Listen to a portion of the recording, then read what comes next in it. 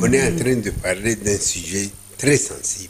Oui. Tout le monde qui naît, qui grandit, qui étudie a un projet d'être utile pour la nation un jour, d'être pilote, d'être professeur, d'être médecin, d'être... En fait, tout ce qu'il observe autour de lui. Mais le pays où il vit ne lui accorde pas les opportunités et les chances pour parvenir à réaliser ses rêves.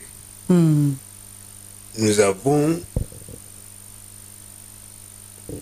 constaté que dans beaucoup de pays, la bonne gouvernance n'y est pas. On va dans les forums internationaux et on signe même des protocoles, on dit qu'on va faire ceci ou qu'on va faire cela. C'est pour la bonne gouvernance. Mais la réalité, une fois arrivé au pays, on se rend compte qu'il y a des robinets qui sont fermés quelque part. Vous trouverez par exemple que dans certains pays, moi j'ai travaillé comme professeur au Congo. Vous pouvez imaginer qu'un chef de famille touche $5. Et les $5 ne lui parviennent que tous les 3 mois. En tout cas, moi, pour terminer, j'aimerais dire que ce n'est toujours pas fini parce qu'on reste toujours en ligne, l'émission est toujours en ligne, donc vous pouvez toujours contribuer et nous, on y revient souvent pour participer, pour toujours répondre à vos questions et réviser vos commentaires. Merci beaucoup. Buri munsi twunguka ubumenyi bushya. Buri munsi tukugezaho ibiganiro bishya bigamije kubungabunga ubuzima bwo mu mutwe, ubuzima bw'imyororokere ndetse n'iterambere. Kanda ahanditse subscribe cyangwa abonnez-vous, ukore n'ahashushanyije inzogera kugira ngo we kujya tubeho neza n'umuyoboro wawe. Nyuzaho ibibazo n'ibitekerezo byawe dufatanye kubinoza. Iki kiganiro nikikuryohera ugisangize n'abandi. Inkunga y'ibitekerezo ni ingenzi kuri twe. Iy'amafaranga n'akarusho. Washyigikira iyi channel kuri Momo Code 3534661 cyangwa nimero ya Momo 0783318997 TN Rwanda. Watuvugisha kandi kuri 0788318997. Bonsoir chers téléspectateurs, chères téléspectatrices et bienvenue à cette émission Leadership d'Impact. C'est une émission que vous suivez chaque mardi à partir de 19h15 et excusez-nous pour ce petit retard, c'est dû aux problèmes techniques qu'on a eu. Ce soir, nous allons parler de la migration et emploi.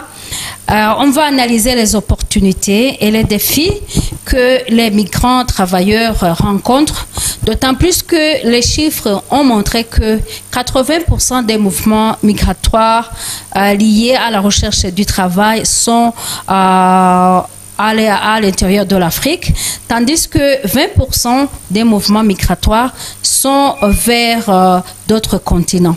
Donc, ce soir, nous allons voir les avantages ou les bénéfices de ce mouvement migratoire lié à la recherche du travail, ce qu'on appelle les migrants travailleurs, et aussi les problèmes dont ils rencontrent et qui nécessitent vraiment une solution.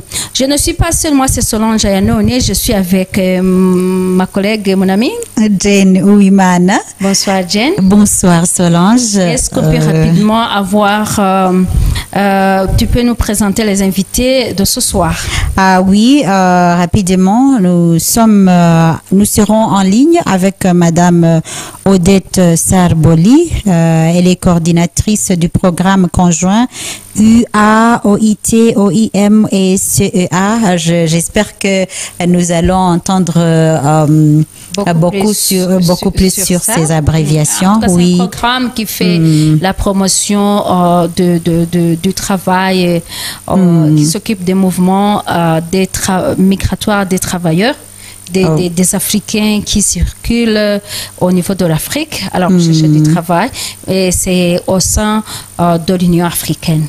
Oui, elle va donner les détails, bien sûr. C'est sur la gouvernance des migrations, de main-d'œuvre pour le développement et l'intégration en Afrique pour la Commission de l'Union africaine. Nous sommes aussi avec Monsieur Alfred Camus Jasnan, et il est directeur de publication du magazine Charles Gaune. Et puis il est PDG. Je pense que la plupart de nos téléspectateurs le connaissent. Oui, c'est notre intervenant habituel. On peut même pas dire que c'est un invité parce que lui aussi c'est un enfant participant. de la maison. Je me rappelle que la fois passée, Monsieur Bernard nous a donné ce terme. C'est un enfant de la maison, donc il est habitué à cette émission. Ah oui, c'est vrai. Nous sommes aussi dans les studios avec Monsieur Kanyana Kabale Bernal, les journalistes, planificateurs du développement, et puis il est expert en droits humains. Il est aussi écrivain et poète. Lui aussi, c'est... L'enfant de Je la ne vais maison. pas dire que c'est un enfant. L'enfant de la maison, ça ne dépend pas de l'âge, n'est-ce pas, Monsieur Bernard? En tout cas... Merci beaucoup, madame. On peut être enfant de la maison malgré les cheveux blancs. Ah oui, Voilà, en tout cas, bienvenue et merci beaucoup. Alors, Chez les Congolais, on dit Mwanamboka, Mwana Mboka. ça veut dire... l'enfant du pays. Ah, d'accord. En tout cas, bienvenue. Et vous aussi, chers téléspectateurs et téléspectatrices, on vous rappelle que cette émission est la vôtre. Vous pouvez aussi participer en ligne comme sur WhatsApp. On va afficher les numéros sur votre écran. Donc, vous pouvez aussi participer dans cette émission de par là où vous êtes. Merci beaucoup. Merci beaucoup, Jen. On va bientôt avoir Madame Odette en ligne, qui est en ligne, pour qu'elle puisse intervenir par rapport à la thématique d'aujourd'hui. Mais avant qu'on l'ait au téléphone, j'aimerais demander à Bernard, avec votre expérience, comment vous trouvez l'accueil des Africains qui peuvent quitter leur pays pour aller dans un autre pays? Est-ce qu'ils sont bien accueillis ou selon vous, peut-être que l'accueil n'est pas toujours chaleureux? Merci beaucoup, madame. Selon mon expérience, mes observations dans plusieurs pays africains, on se rend toujours compte que dans certains de ces pays, ils sont très peu nombreux. L'entrée et même la sortie sont comme si on entrait à l'église et qu'on en sortait. Je donne l'exemple de ce pays où nous sommes, le Rwanda. D'abord, le visa pour les Africains, il est gratuit et on l'obtient à l'aéroport ou à la frontière. Il y a un autre pays sûr en Afrique, comme on dit, c'est le Ghana. Il paraît que là aussi les affaires marchent très bien et tout le monde peut s'y rendre. Je ne connais pas encore les conditions de visa. Mais dans certains autres pays comme le Cameroun, en tout cas, vous devez être détenteur d'un visa et que vous avez acheté très cher. Et je retiens aussi qu'en 2016, par exemple, 1 million de migrants togolais sont entrés au Nigeria. Là aussi, c'est un peu positif pour l'Afrique.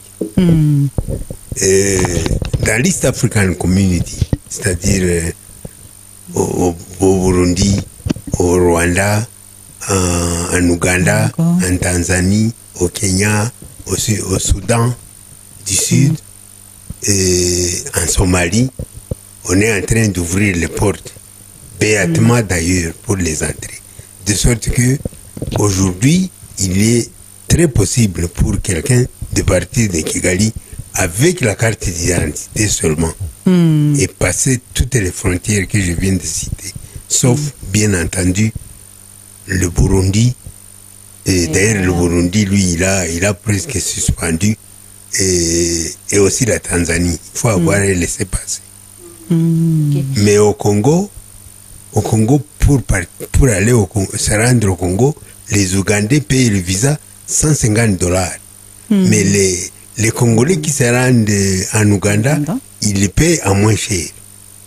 Et ils sont plus nombreux. Alors, les Rwandais qui se rendent au Congo, ici à l'Est, ils ne payent pas le visa. Ils entrent avec les papiers d'immigration seulement. Seulement, il est déjà très compromettant pour quelqu'un d'oser entrer au Congo par l'Est, par la frontière ouest du Rwanda, parce que de l'autre côté, on n'est pas certain d'être en sécurité. Voilà une expérience qui pourrait servir de miroir. Merci beaucoup, Monsieur Kanyana Kabale, de votre partage d'expérience. Vous avez dit que certains pays sont accueillants, comme le Rwanda, le Ghana et d'autres, mais d'autres restent toujours réticents par rapport à l'arrivée des migrants, surtout des migrants qui cherchent le travail, des migrants travailleurs. Alors, comme Jen l'a dit, nous avons en ligne Madame Odette Boli, qui est coordinatrice du programme Joint Labour Migration Program. C'est un programme qui est au sein de la Commission de l'Union africaine. Et elle va intervenir et nous donner les détails par rapport à cette thématique d'aujourd'hui qui est la migration et l'emploi. Alors, on va l'appeler si elle peut nous joindre.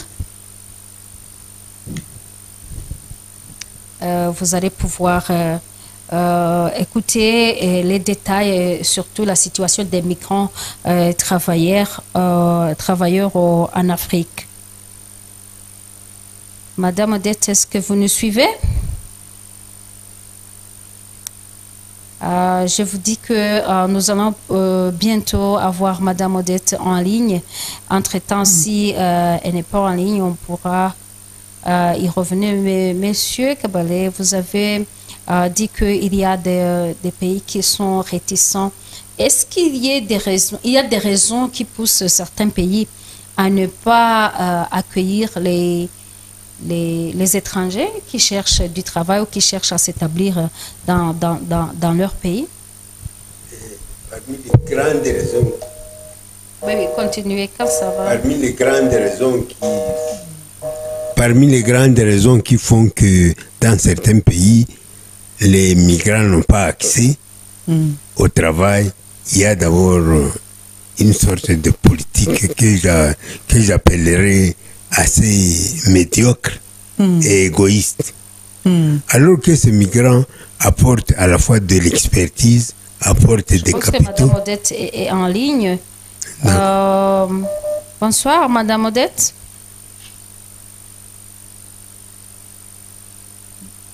Oui, bonsoir. Bonsoir. Est-ce que vous nous suivez très bien?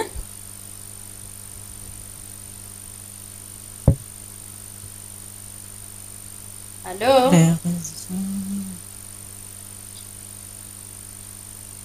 Oui, je vous reçois. Ok, bonsoir. Bonsoir. Je ne sais pas si c'est l'Internet, mais l'Internet, ça coupe. Ça coupe la phrase, on n'arrive pas à vous avoir correctement. Est-ce que vous nous suivez, vous? Oui, je vous entends parfaitement. Ok, mais maintenant ça va. Alors, est-ce qu'on vous a déjà introduit, mais est-ce que vous pouvez vous présenter à nos téléspectateurs et téléspectatrices?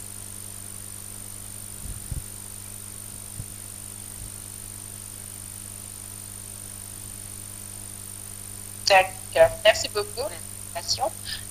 Donc, je m'appelle Odette.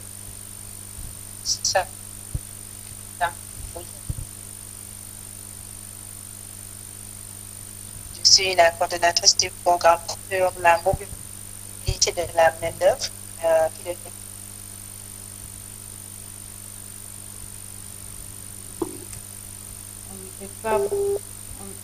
Ça se coupe.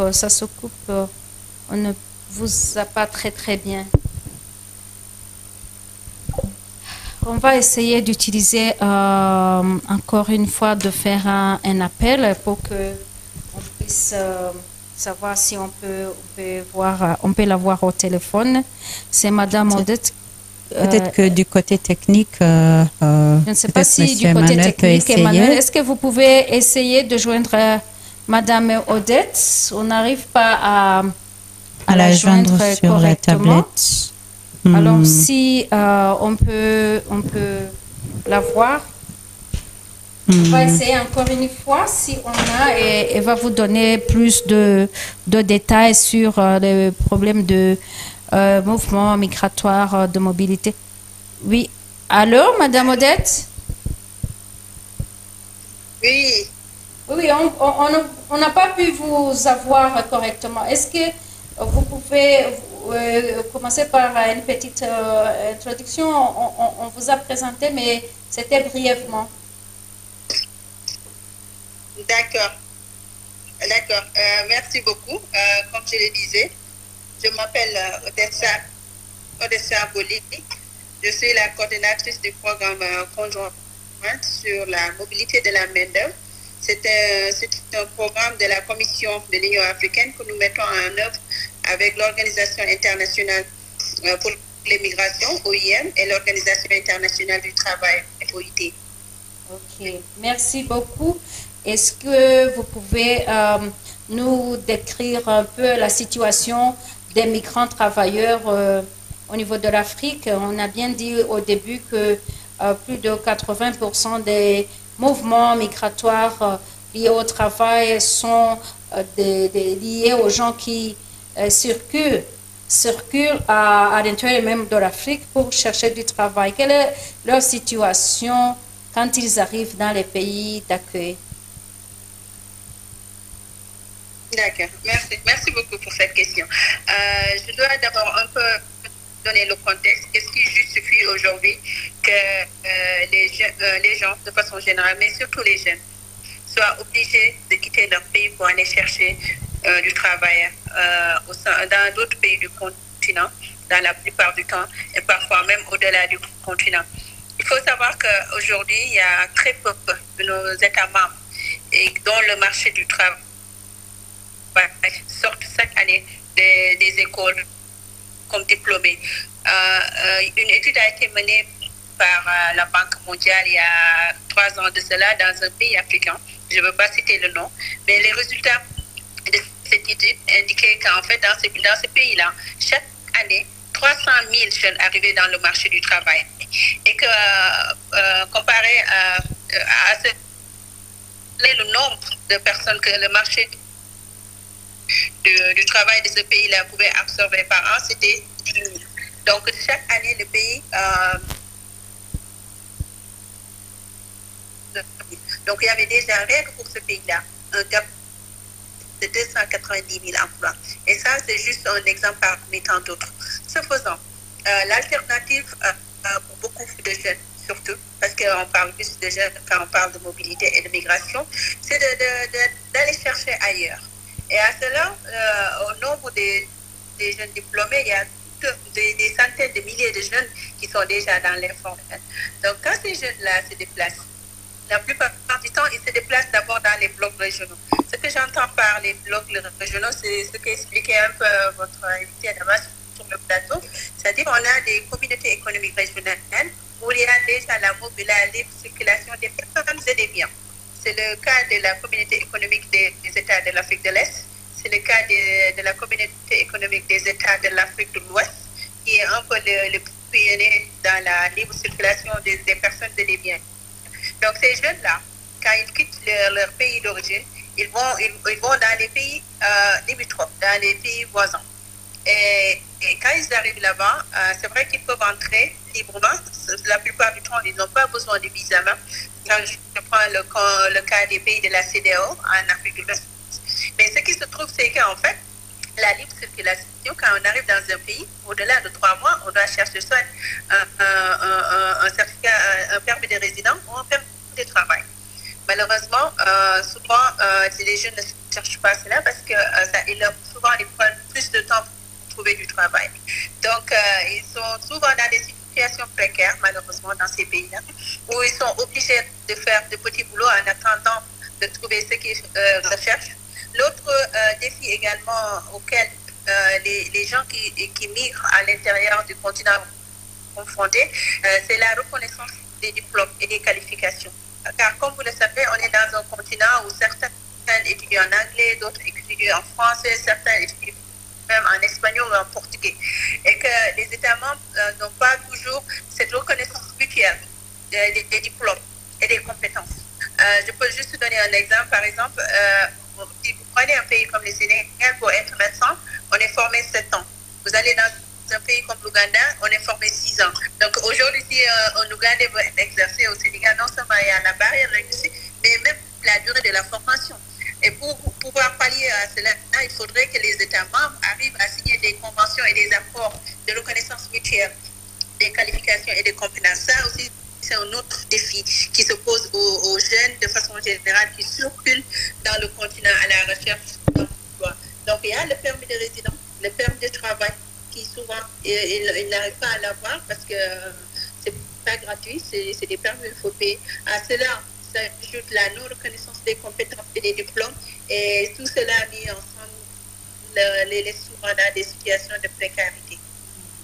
Et est-ce que, par exemple, il y a des avantages ou des bénéfices ou, je dirais, un avantage pour les pays d'accueil ou pour les pays de départ que les deux pays peuvent tirer de ce mouvement des jeunes qui cherchent le travail? Parce qu'on a l'impression que si les pays ouvrent leurs frontières, ils seront envahis par un grand nombre d'étrangers qui vont accaparer leur travail. Qu'est-ce que vous en dites par rapport aux avantages de laisser cette libre circulation des ressources humaines? Merci pour cette question. En fait, oui, c'est une question qui revient souvent.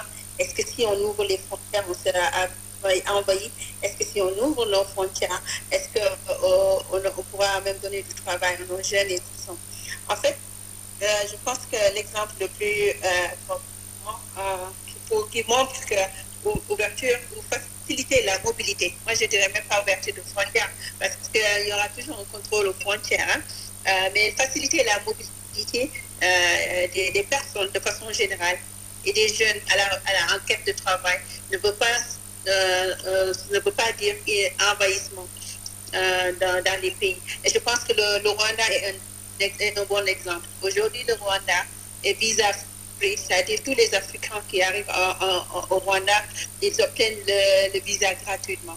Mais je ne pense pas que le Rwanda soit envahi pour autant. On a le Mali en Afrique de l'Ouest, qui également donne le visa gratuit à tous les Africains qui arrivent dans leur territoire et ne sont pas autant envahis. On a d'autres pays comme le Bénin, même chose. C'est visa gratuit pour tous les Africains. Pourtant, ce n'est pas des pays envahis. On a Seychelles qui fait la même chose.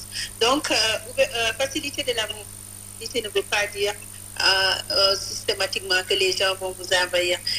D'habitude, les gens vont dans des pays où ils pensent que leurs compétences peuvent servir.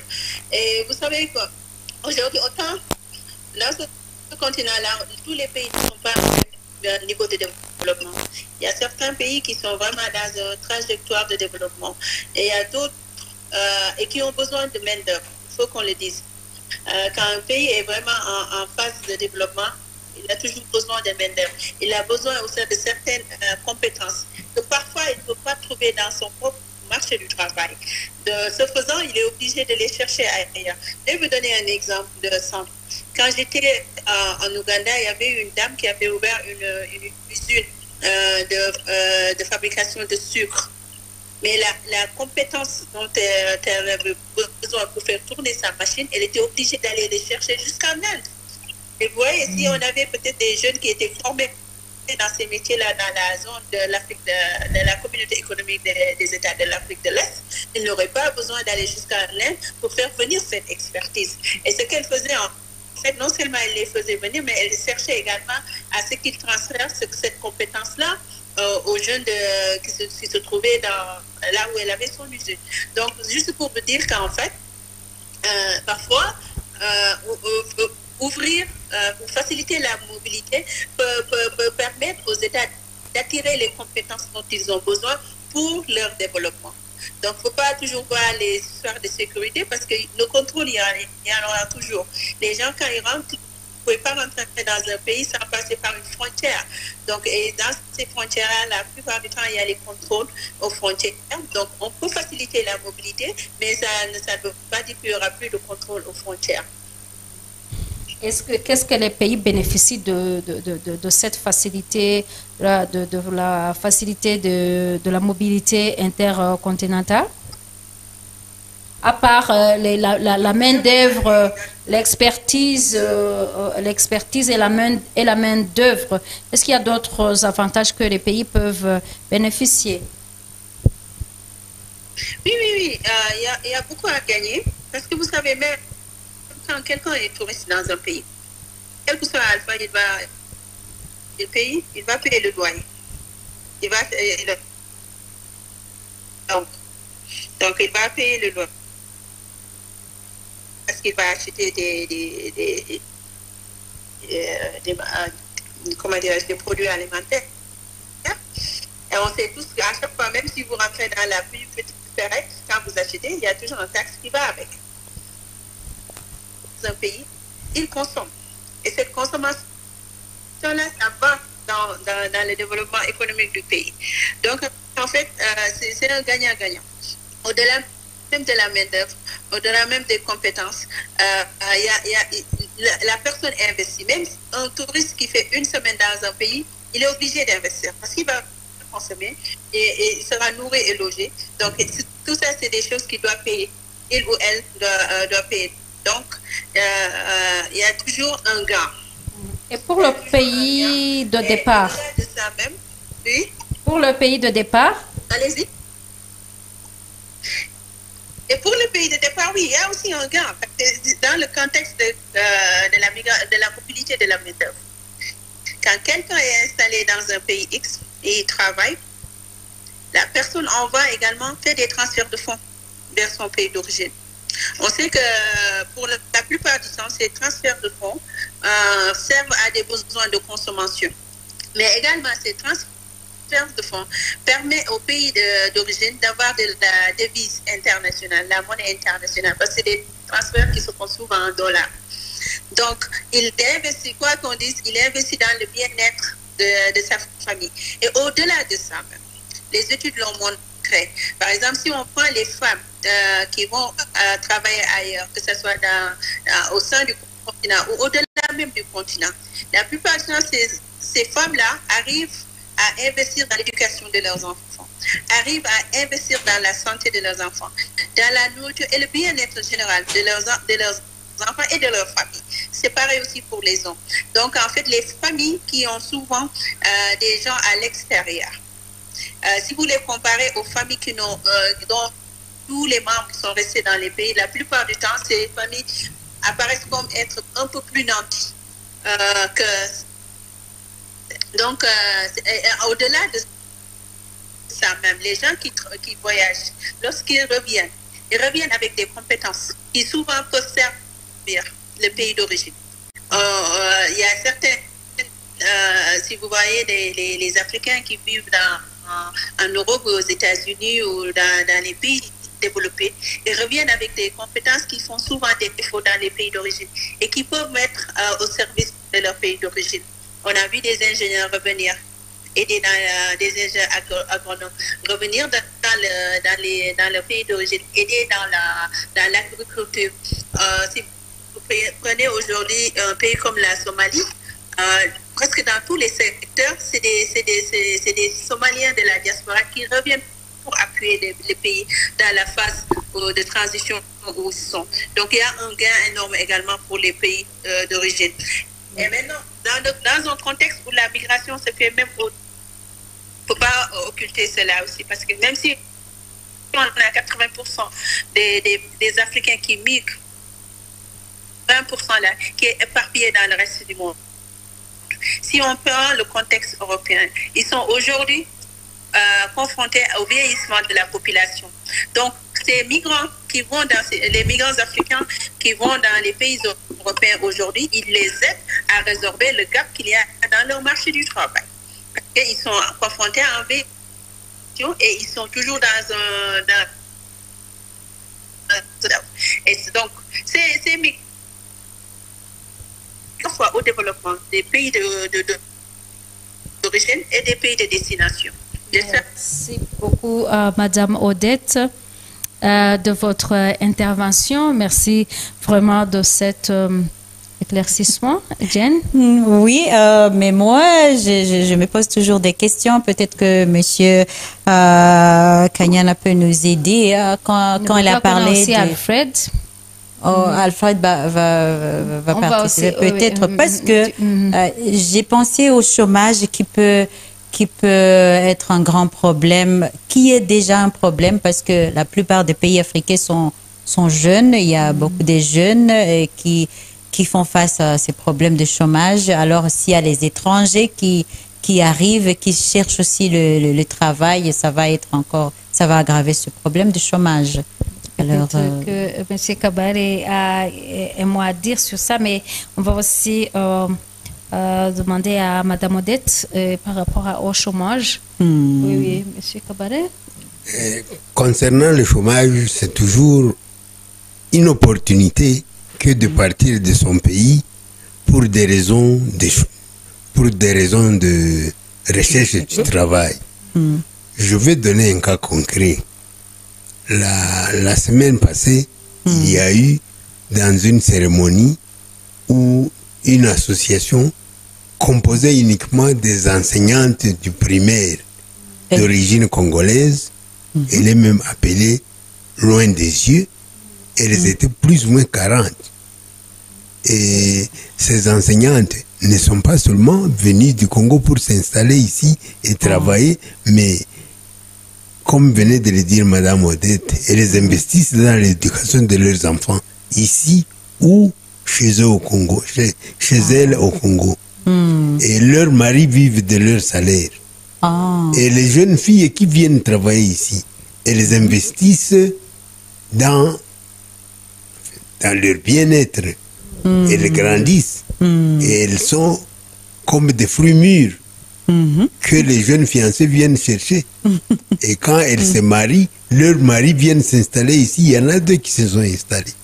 Quand ils s'installent ici, ils ouvrent des salons de coiffure. Les salons de coiffure, ils investissent de l'argent pour équiper. Et si vous faites la ronde de Kigali, vous trouverez que plus ou moins 60% de salons de coiffure, c'est tenu par les Congolais. Des Congolais. Ah oui. Si vous allez dans les garages automobiles, vous trouverez à Gassata, c'est surtout les Ougandais. Mais de l'autre côté, la plupart sont des Congolais. Et ils ont une expertise. Je vais vous donner un cas concret. Il y a même un Congolais qui s'appelait VW. Ah bon? Toute personne détentrice d'une voiture VW dans la ville, on l'amenait chez lui. Pour réparer ces voitures-là. Il s'appelle Zahari Wawiha et il vit encore là. Mais il est devenu expert, il est très bien, il a acheté sa maison, il est installé, mais il envoie aussi de l'argent chez lui. Donc on ne peut pas craindre le chômage? La question de Jen. Le chômage, on peut l'avoir même chez soi. Mais justement, même quand il n'y a pas des étrangers. Oui, elle disait qu'il y a déjà le chômage dans les pays. Maintenant, si les étrangers viennent, c'est la question qu'elle a posée. Ça va s'aggraver. Oui, mais je crois que si les étrangers arrivent, ils vont investir et engloutir la main-d'œuvre. Dans les salons dont nous venons de parler, tenus par des Congolais, vous allez trouver qu'il y a des jeunes Rwandais amis à ces Congolais qui apprennent le métier et qui deviennent experts. Les Congolais ne viennent pas rester en autarcie ici. Ils viennent investir. Ils ont des relations sociales. Et il y a même un autre avantage dont on ne parle pas ici.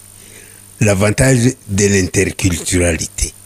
Les enfants qui arrivent en parlant, les messieurs qui arrivent ou madame qui arrivent en parlant sa langue, Elle va apprendre la langue locale. Les enfants vont apprendre la langue locale. Ils vont aller à l'école ici. Et en rentrant chez eux, ils seront détenteurs de la langue.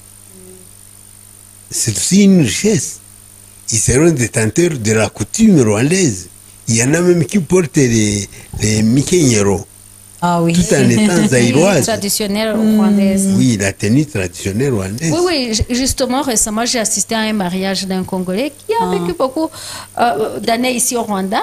Mais dans le mariage, les Congolais portaient des tenues, notre tenue traditionnelle. Donc, les Rwandais. Je pense que samedi. J'étais étonnée. Alors là, ce que je retiens, ils ne migrent pas pour chercher l'emploi, mais c'est souvent pour investir et pour créer les emplois. Donc, ça peut bénéficier aussi, les locales. Donc, oui, merci beaucoup, Jen. On va alors appeler M. Alfred, s'il est en ligne, pour que Alfred Jasna, on avait dit au départ, au début de cette émission, c'est un journaliste. Il intervient souvent dans cette émission, il fait des analyses. Maintenant, on va aller sur le rôle des médias. Parce que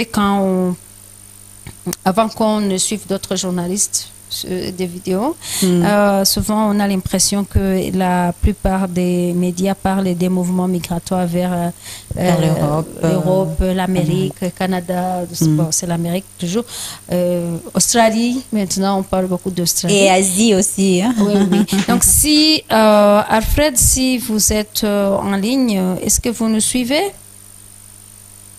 Allô, Alfred? On va donc l'appeler pour qu'on puisse discuter sur le rôle des médias. Alfred, bonsoir. Bonsoir. Oui, bonsoir. Est-ce que vous nous suivez très bien? Oui, c'est un plaisir de vous avoir sur le plateau. Alors, on va directement parler du rôle des médias dans la couverture des sujets liés au mouvement migratoire vers la recherche du travail. Pourquoi on ne voit pas des médias qui parlent de ces avantages dont M.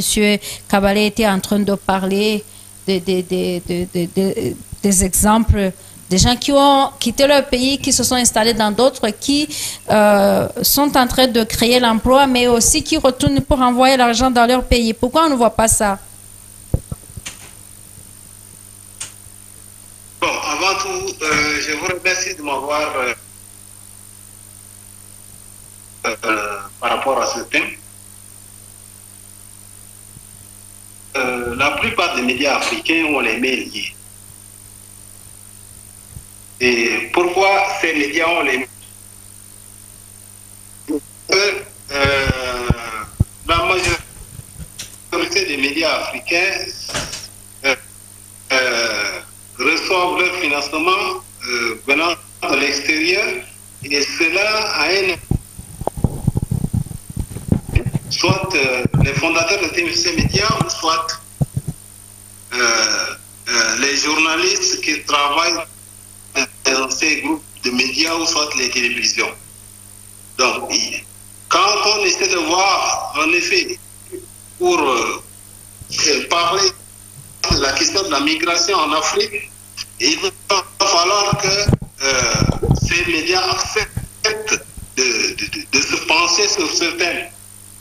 Et d'autre part aussi, il y a aussi ceux qui financent ces médias, qui tirent aussi les ficelles. Parce que n'oubliez pas, quand on parle de l'immigration ou soit des migrants, il y a aussi des réseaux qui travaillent par rapport à cela. Est-ce que c'est pas un sujet qui peut être rentable pour ces médias? Bon, certains médias essaient d'en parler, mais c'est un sujet beaucoup plus sensible.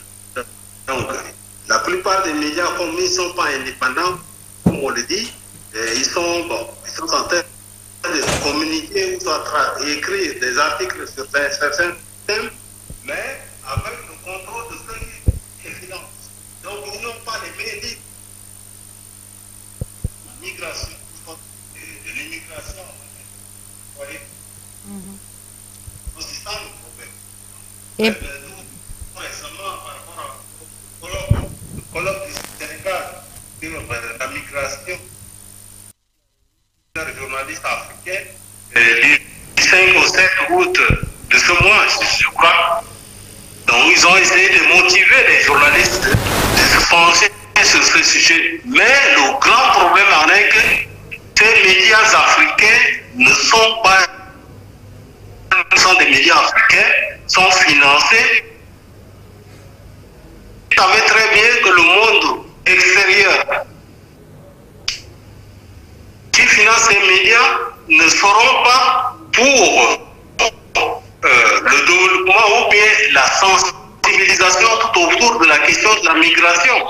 Est-ce que l'accès à l'information est facile aussi? L'accès à l'information, possible, c'est facile. Mais sur la question des migrations et des réfugiés, c'est des questions. D'ailleurs, même sur ce thème, l'Union européenne pense, et même l'Union africaine, qui est l'institution la plus responsable, ne cherche pas à sanctionner certains pays qui ne respectent pas les conditions des travailleurs migrants. Vous savez, malgré les protocoles, ils persistent à ne pas respecter les protocoles qu'ils ont signés. Bon, merci beaucoup, Monsieur Alfred. Merci beaucoup, Monsieur Alfred, de votre intervention. Je pense que vous avez retenu quoi, Jen? Il a parlé des problèmes de financement. Oh oui, et ça se voit dans différentes maisons des médias quand ils choisissent des sujets sur lesquels il faut faire des reportages ou les sujets qu'il faut publier. Deux fois, ils font face au problème de dire que tel sujet n'est pas rentable, ça peut pas apporter, c'est pas intéressant, donc ça peut pas trouver le financement. Et on trouve que deux fois, les sujets qui trouvent les financements, ce sont pas des sujets qui sont vraiment intéressants ou qui peuvent avoir un impact sur la population. C'est de ça qu'il a touché, qu'il a dit que il faut regarder parce que deux fois, les financements de ces médias viennent de l'étranger, de l'Europe, de ces pays développés. Oui, donc tous ces médias européens, américains. Ah oui, alors si les médias ont reçu ces financements, ils vont parler du bien de ces gens qui les ont financés. Donc, ça aussi, c'est un grand problème. C'est un grand problème. Oui. Merci beaucoup, Jen. Je pense que la connexion n'était pas très bonne, ça s'est entrecoupé. Merci de faire un petit résumé par rapport à ça. Nous avons aussi des interventions des journalistes qui ont participé justement à la formation des journalistes qui a été organisée par la Fédération africaine des journalistes sur justement son mouvement migratoire à la recherche du travail.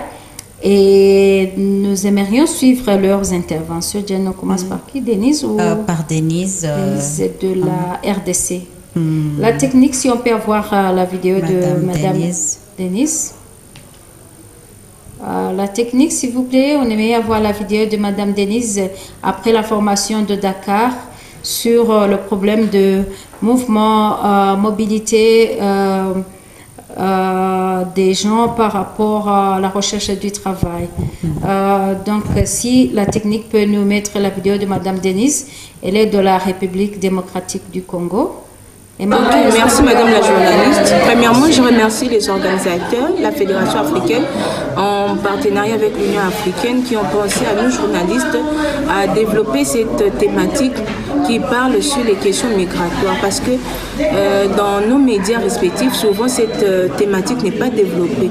Donc je suis très satisfaite de ces 3 jours de formation que nous avons eu à passer ici à Dakar. Nous saluons d'abord la mise en place de ce réseau. Ça, c'est un réseau sur le plan africain et sur le plan continental. Mais aussi, on sait que c'est un travail qui est un processus qui nécessite l'implication de tous. Donc, chacun de nous, à son niveau, a le droit de pouvoir travailler afin de rendre plus efficaces les travaux qui seront faits au niveau du réseau continental, bien sûr. Et pour toi, alors, quelle est la partie de la formation qui a été intéressante ou qui t'a ouvert les yeux sur la nécessité que les médias couvrent cette thématique? D'abord, c'est le grand danger que les migrants rencontrent. C'est ça en fait qui m'a plus intéressée. Et aussi c'est par rapport aux définitions des concepts. On ne maîtrise pas les différents concepts qu'il y a entre immigrants, immigrés et tout. Donc ce sont des connaissances parce qu'on dit toujours que chaque jour que nous apprenons, c'est chaque jour nous avons des nouvelles connaissances. Donc il y a aussi d'autres thématiques liées soit par rapport à l'immigration et les numériques et aussi l'immigration et la thématique genre. Merci beaucoup, Madame Denise. C'était Madame Denise. On peut aussi suivre Monsieur Napoléon du Tchad. Lui aussi, là, il a donné l'intervention. Je ne sais pas si Monsieur Hilaire aussi, son intervention est disponible, mais on peut commencer par Monsieur Napoléon. Je crois que j'exprime des impressions de satisfaction parce que là, je suis venu à l'école du savoir et dans cette école, j'ai appris à connaître le phénomène de migration que j'écoute à travers les radios, télévisions et d'autres médias en ligne. Et aujourd'hui, moi-même, j'ai vécu l'expérience à travers donc, les différents thèmes développés par les orateurs. Ça m'a permis de comprendre le milieu de la migration de main-d'œuvre en Afrique. Et donc, qu'est-ce que vous allez faire après? Je suis satisfait de cette conférence internationale et je crois avoir acquis des connaissances que je transmettrai à d'autres confrères journalistes pour qu'ensemble nous puissions donc vulgariser ce que nous venons d'apprendre.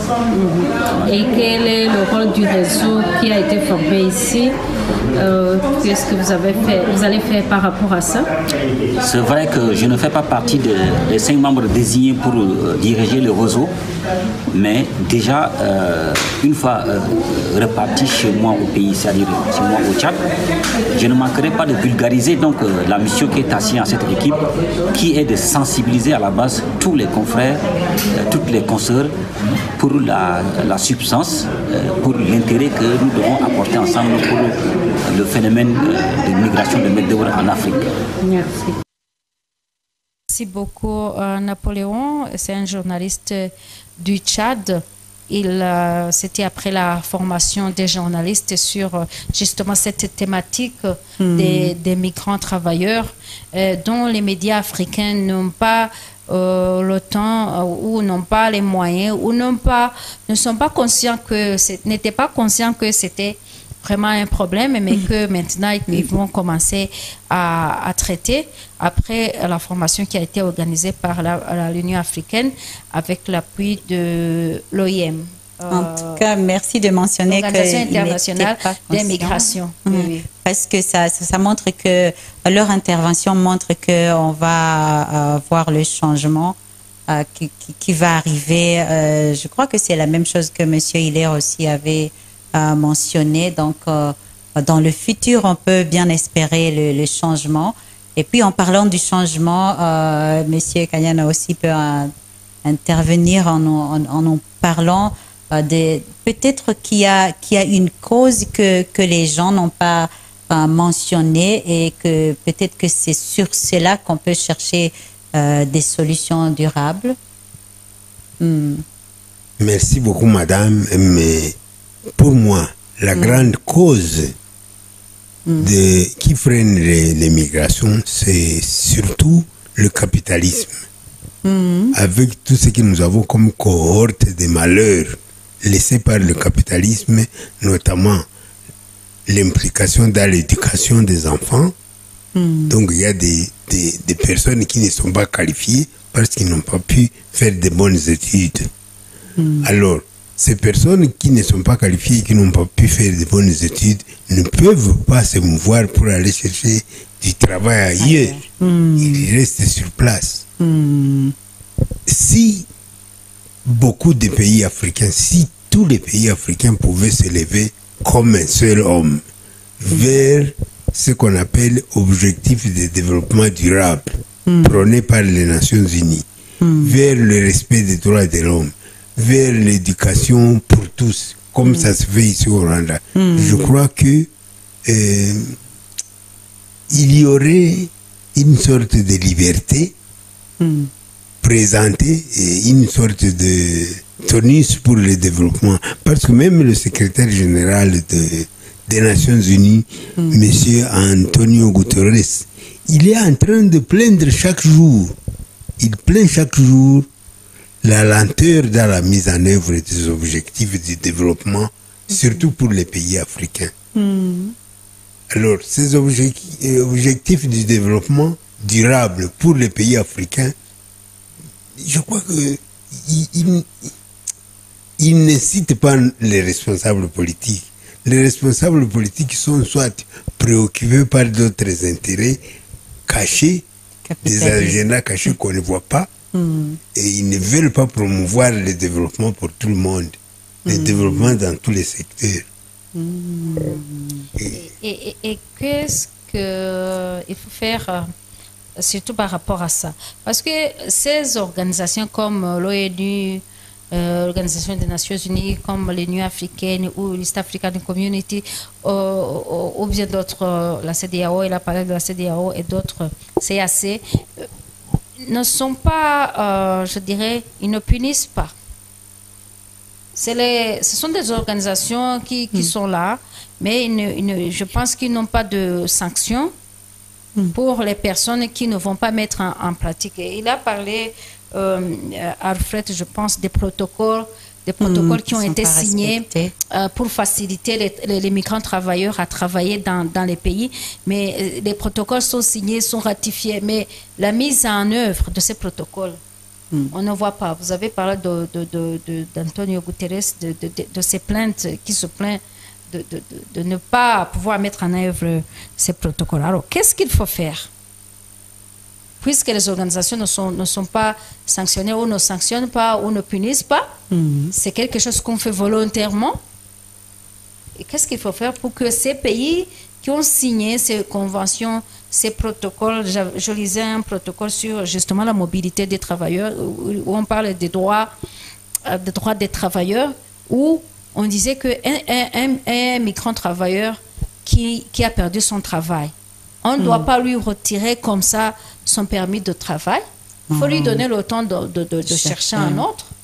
Mais est-ce que c'est le cas? Parfois, si le travail est fini, on te dit, il faut prendre tes valises. Moi, je crois que... En allant vers la conclusion, puisqu'on est presque à la fin. On est presque à la fin, oui. On est en train de parler d'un sujet très sensible. Tout le monde qui naît, qui grandit, qui étudie, a un projet d'être utile pour la nation un jour, d'être pilote, d'être professeur, d'être médecin, d'être... En fait, tout ce qu'il observe autour de lui.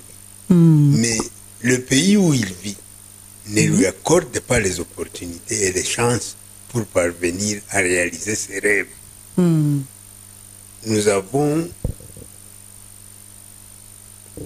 constaté que dans beaucoup de pays, la bonne gouvernance n'y est pas.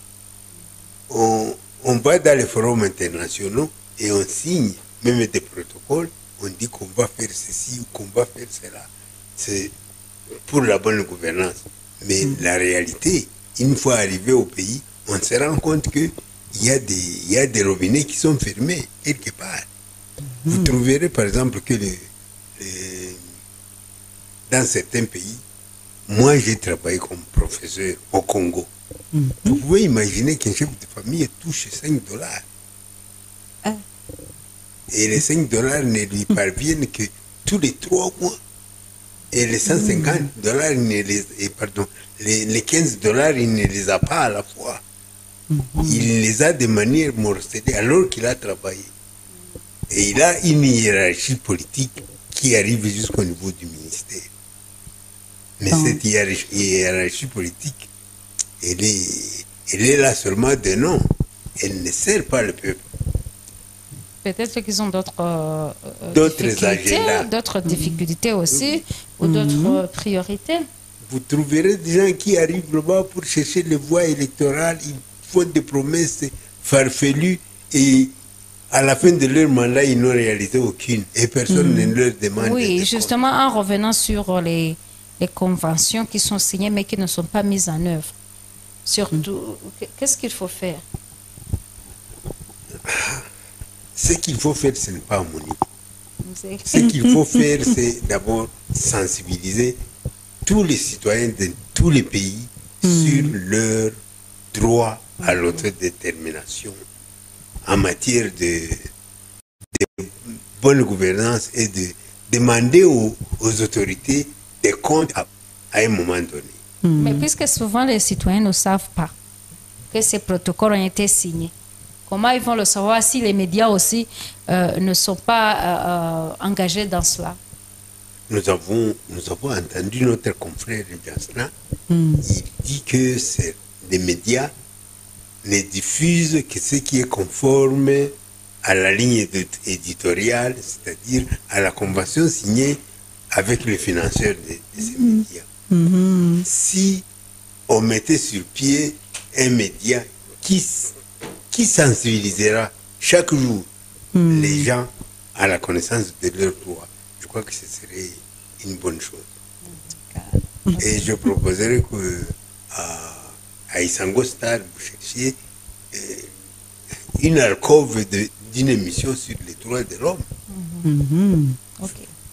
Où vous sensibilisez les femmes sur leurs droits, vous sensibilisez les enfants sur leurs droits, les travailleurs sur leurs droits, et vous leur dites où est-ce qu'ils peuvent aller demander réparation lorsqu'ils sont violés. Merci beaucoup. Je pense que peut-être l'initiative de Dakar qui a mis en place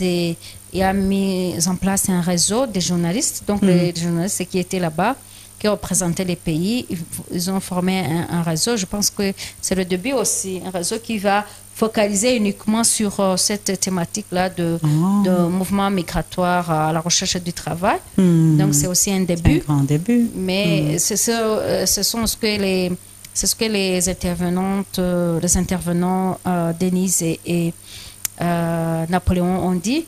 Donc on espère que ça va apporter des fruits. Mais si le financement est là, Jen, on termine. En tout cas, moi, pour terminer, j'aimerais dire que ce n'est toujours pas fini parce qu'on reste toujours en ligne, l'émission est toujours en ligne, donc vous pouvez toujours contribuer et nous, on y revient souvent pour participer, pour toujours répondre à vos questions et réviser vos commentaires. Merci beaucoup. Merci beaucoup. Merci beaucoup, Monsieur Kanyana Kabale Bernard, de votre intervention. Merci à Odette Boli, qui est coordinatrice du programme Joint Migration Programme au sein de la Commission de l'Union africaine. Merci aussi à Alfred Jasna, qui est journaliste. Il a aussi participé dans cette émission. Merci à nos consoeurs Denise et Napoléon, qui ont aussi intervenu. Merci beaucoup.